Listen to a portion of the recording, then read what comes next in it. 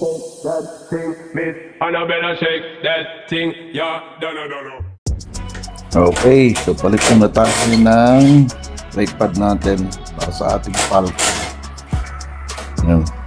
So yan, tulong tayo sa anak ko, baklas. So this is in preparation for my biyahe sa Bicol. So, mag-ride tayo from Pampanga to Bicol. So ito yung gagamitin natin bagong brake pad.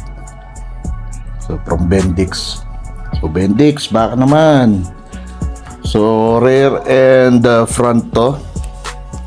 So yung pang rear natin is para sa ano, sa yung front ng to Raider carb hindi FI. So yun yung pang likod natin. Tapos yung sa front naman ay pang Suzuki Thunder. Yan. So ito siya, pang front. Okay? So rear, pang Raider carb. No? Pang Raider carb. Tapos ang front natin ay Suzuki Thunder 125. Yan yung sukat. Okay, so baklasin muna natin. Okay. So yan, tanggalan natin.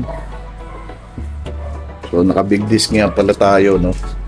So 260mm yung gamit nating big disc. So nabili ko lang ngayon Shopee. So yan. Yung brand nakalimutan ko, R something yung brand niya. So ito yung papalitan natin, yung brake pad. Palitan natin siya ng bago. Kasi ang hina ng kagat nito eh.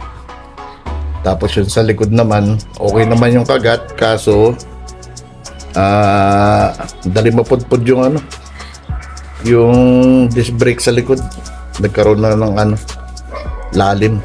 So palitan natin, baka sakaling umayos yung mga preno natin, no? Sige, mamaya balikan ko kayo. Okay, yan. So buti lang may power tools tayo.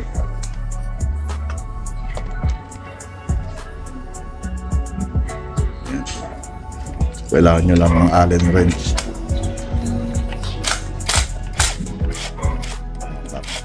Matalas.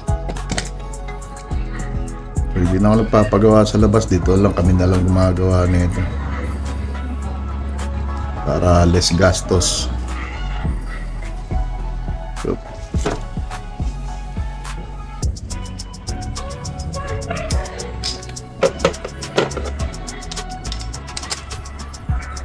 tanggalin lang natin yung stopper.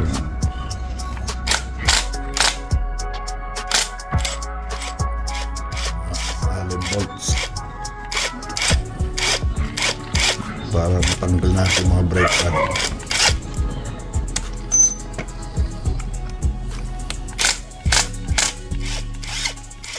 So yung isa sa likod, tapos itong dalawa sa so, para matanggal yan. Yan. So tanggalin yung dalawa. Ayun. Yung luma natin.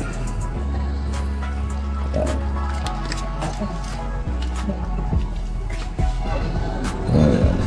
Ganyan yung kaskas niya. So yung isa, yan, kinakalawang na. Palitan natin. So yan, para mapasok, tulak lang natin yung piston pabalik.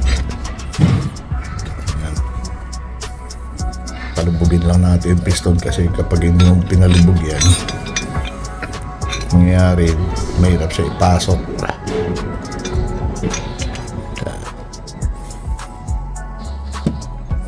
Okay. Kailangan malubog talaga siya. Ayan. Malubog na yung dalawang piston. So tupat caliper kasi yan.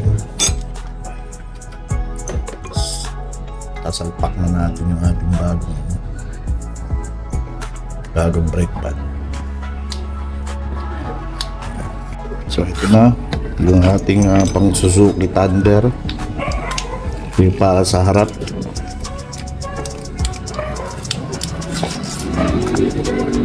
Ito, compare natin. Ito yung stock. So, ito yan.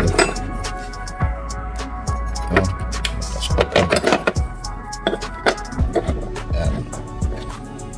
Okay. So, parehas yan. Okay, salpak mo natin. Yan.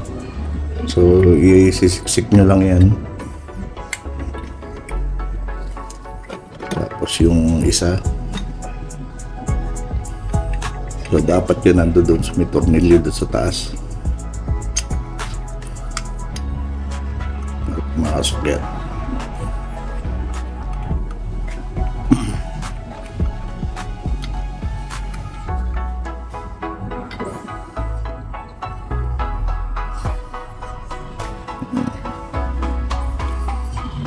So, ilalak nyo na nung Allen bolt natin. Yung dalawa doon sa harap. Para hindi na siya gagalaw.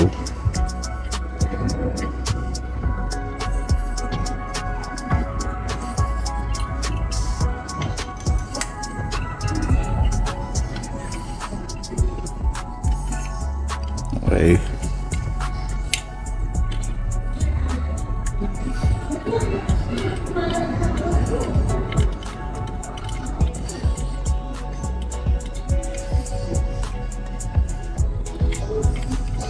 So, ipitan na lang natin yan. Tapos yung isa, tornilyo naman sa taas. Pagkatapos ng dalawa na yan.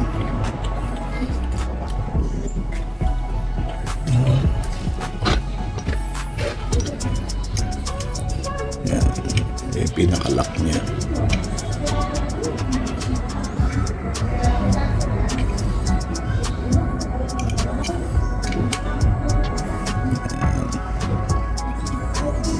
Okay.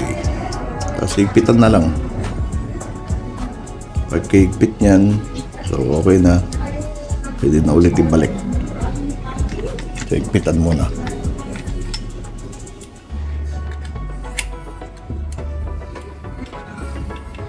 Ganun lang magpalit ng ng brake pad sa harap. So, bali 3 bolt yan. Tatanggalin nyo para ma-release yung brake pad. Tapos salpak nyo lang yung bago. Kasi balik nyo yung 3 bolt. Tapos ipitan nyo na. Goods na yan. So yun yung sa harap. So gawin natin yung sa likod. Tapos na ito, hipitan muna namin. Okay, so yan. Balik na natin yung ating caliper sa mounting natin. Nakalagay pa rin yung yan, washer yan. Sabi ko ba?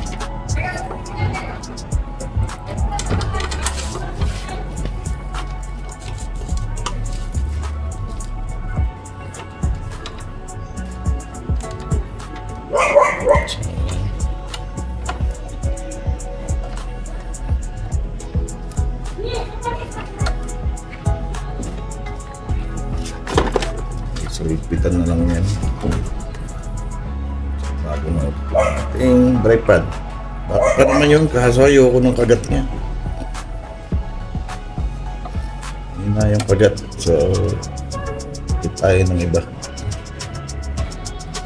Sa Bendix, binili natin. Bitin ko, Bendix, baka naman. Ipitan na natin. Tapos yan. Okay na yan. Dito naman tayo sa likod. Okay, so ito naman. Likod naman. So same lang din nun. Tanggalin mo lang yung mga bolt nya.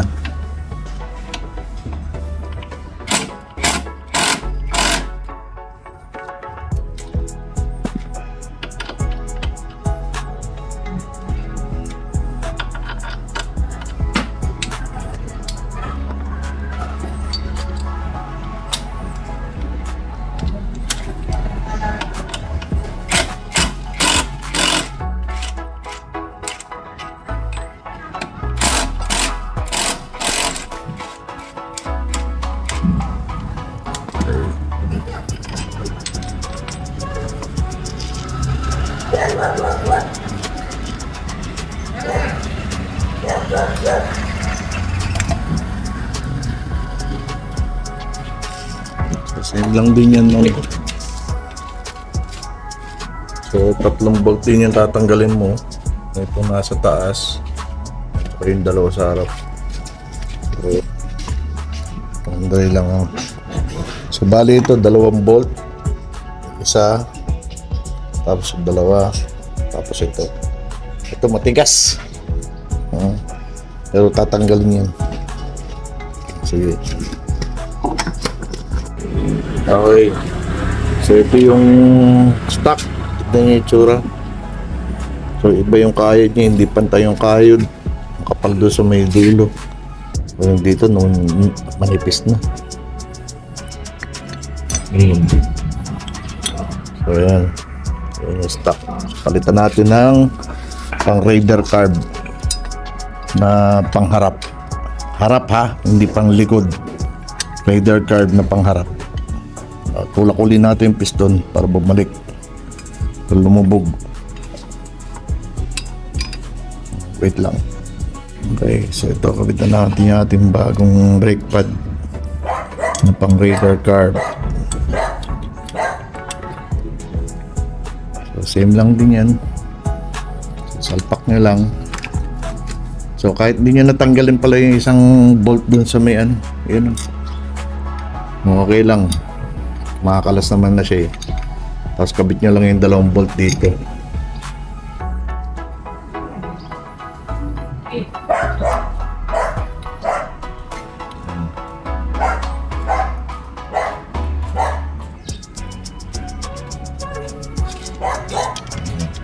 Bolt yan. So Allen bolt lang naman yan. Yan yung pinakalock niya.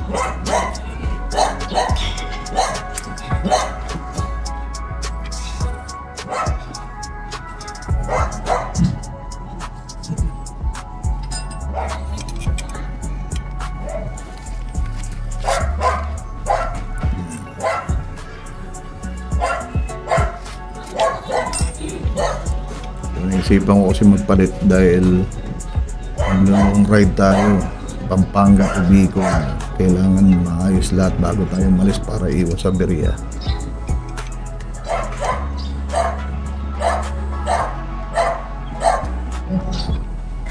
Yan. So higpitan lang yan tapos salpak na ulit, balik na ulit doon sa Yan.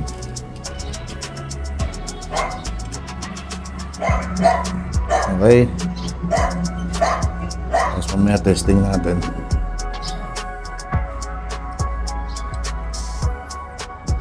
Okay, so ito balik na natin.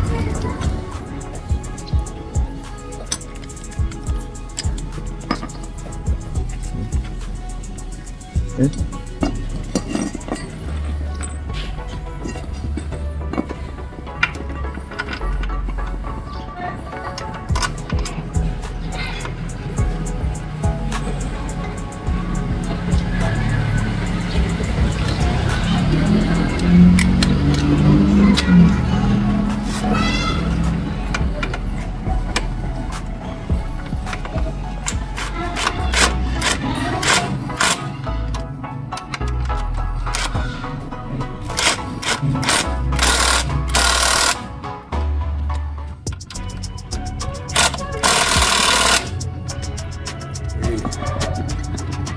Yun, kabit na. Lagyan na lang natin yung slider natin, then okay na tayo. So ganun lang mga lods, mga boss, ang pagkabit ng bagong brake pad sa ating Falcon. So sana nakatulong tong video na to. Yan na shoutout sana ko. Yan, si Gabi. So yan maasahan ko pag mga buting-ting na mga motor kasi hirap na tayo yumuko. Yan.